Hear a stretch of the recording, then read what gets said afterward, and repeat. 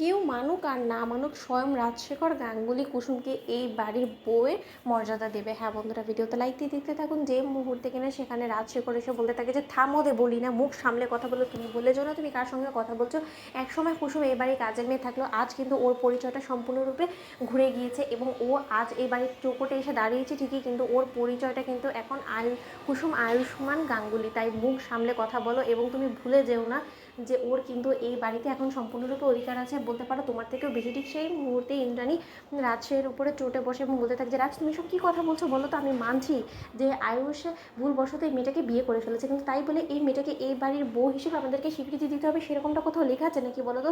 ওর কোনো আদৌ স্ট্যান্ডার্ড আছে না, ওর কোনো ওরকম কোনো ক্লাস আছে? এই বাড়ির বউ হওয়ার যে রকম যে ন্যূনতম যে কোয়ালিটিগুলো লাগে না, সেই কোয়ালিটিগুলো অব্দি ওর মধ্যে নেই। অন্যদিকে রাজশেখর বলতে থাকে যে ওর মধ্যে কী গুণ আছে না আছে সেটা নিশ্চয়ই বিবেচনা করার জন্য আয়ুষ বসে থাকেনি, এবং আয়ুষের দেওয়া সিঁদুর যখন একবার ওর কপালে পড়েছে তাহলে আজ থেকে ও গাঙ্গুলি হাউসের বউ, এবং সেই হিসেবে ওকে অবশ্যই তোমার না চাইতেও সম্মান দিতে হবে। এবং সেটা যদি তুমি ইন্দ্রাণী না পারো তাহলে সেটা তুমি আমাকে বলো। তুমি যদি ওকে নিজের মন থেকে না বরণ করতে পারো তাহলে তোমার জায়গায় আমি ওকে বরণ করে ঘরে তুলবো, কিন্তু তার সত্ত্বেও এই বাড়ি থেকে কোনো মতেই মুখ ঘুরিয়ে চলে যাবে না, কারণ বাড়ির লক্ষ্মী এরকম করে মুখ ঘুরিয়ে এখান থেকে চলে যাবে সেটা কোনো মতে রাজশেখর গাঙ্গুলি অন্তত হতে দেবে না। অন্যদিকে দেবলীনা বলতে থাকে যে হোয়াট আঙ্কেল, যেখানে কিনা আমি তোমার ঘরের লক্ষ্মী হিসেবে তোমার সামনে দাঁড়িয়েছি, তার সত্ত্বেও তো তুমি আমার জন্য এরকম কোনো কথা কোনোদিনও বলোনি এবং এরকম কোনো স্টেপও নাওনি, অথচ এই ভিখারি বাড়ির ড্রাইভারের মেয়ের জন্য তোমার এতটা কেন মন জ্বালাপোড়া করছে। আমি তো সেটাই বুঝতে পারছি না, কী এমন গুণ আছে ওর মধ্যে বলো তো। এবং ও যে ক্লাস থেকে বিলং করে সেটা তো আমাদের বাড়ির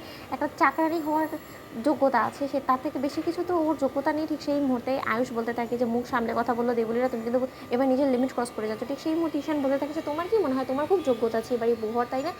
তার জন্যই তো তুমি এরকম করে রসায়নের সঙ্গে কুকীর্তি করে বেড়াও, অথচ তার সত্ত্বেও আমার মায়ের অন্ধত্বের কারণে তোমার নোংরামিগুলো ধরা পড়ে না বিধায় এখনো পর্যন্ত তুমি এই বাড়িতে সসম্মানে টিকে আছো, নয়তো বা কবে তোমার আসল মুখোশ উন্মোচন হয়ে যেত।